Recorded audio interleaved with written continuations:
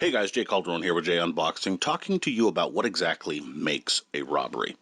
And I bring this up because in case you missed it, last night Showtime aired what was to be a unification bout between junior middleweight world champion Jermell Charlo and fellow titleist Brian Castano. However, after 12 rounds of very good action, the fight was declared a split draw, killing any chance of unification on the night and, even more importantly, ending my prediction streak in the process. A real crime, the real crime of the night, if you will. But I'll probably live. Now, the split draw verdict, of course, while not what you want to see, could be considered reasonable. While I picked Charlo to win via close decision, I ended up scoring the bout for Castano by a single round, and many of the rounds were close, so Charlo winning a close one isn't out of the question.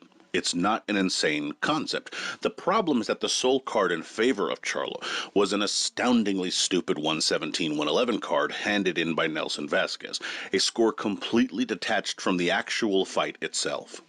Now, in the end, the fight shakes out a result that more or less is fair. Again, it was a close fight, and as a result of that, many suggest that there was no robbery because, well, effectively, the argument goes that robberies can't happen in close fights. But this is where we get into some trouble. I'll explain. Obviously, a robbery where one guy clearly wins the fight, but all or at least the two remaining judges or important judges here scored in favor of the other guy. Yes, that is a robbery. But there is more than one way to rob a fighter. When Castano steps into that ring, he should theoretically feel like he has as much chance of winning a decision as Charlo, the man that is the favorite and certainly the star in the making of the pair of them. Regardless of names, stature, or placement in the sport, either man should feel they have that same legitimate chance. Regardless of the style of fighter you are, if you do the most effective work, you should feel you have the same chance to win the fight as anyone else. That doesn't make a difference. You should have a fair shake. When that chance is taken from you, that's a robbery. You've been robbed from a level playing field, and that goes for corruption as well as incompetence. Doesn't make a difference. Whether Vasquez was paid off or simply put, was terrible on the night and handed in a terrible card that was his legitimate best try on the night, Castano was robbed of a chance that he should have been given. Put it this way, if one judge is so much of a wild card against you in a close fight, both of the other two judges have to be going for you. Where if you're Charlo, you only need to convince one of the fair judges out of the two, because the third seems to go for you no matter what. That, whether or not the fight is close, is a robbery. A robbery isn't just the idea that all three judges had it out for you, or were paid off under the table, or that even all three of them were just simply awful judges. It just takes one judge to be guilty of any one of those three things, and the fight is immediately unfair.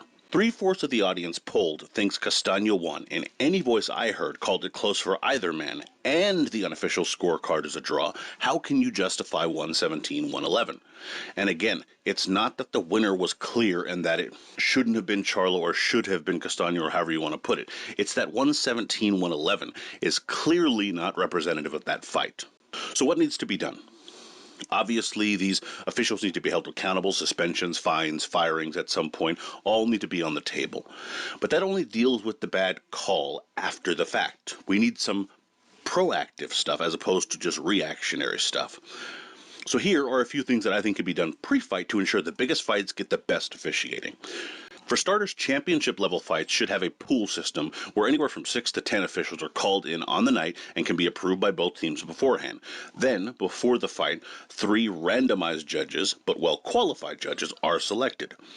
This will ensure that corruption is cut off to some degree. Not perfectly, of course, but it gives teams less of a chance of kind of getting to the judges when they don't know exactly which 3 out of these 6, 7, 8, 9, or 10 judges on the night will actually be called in for judging on that particular fight. Secondly, we need to do away with this idea that judges are sitting around the ring in 3 different spots and it's somehow a better idea than giving them the same monitors with the same shots that we see.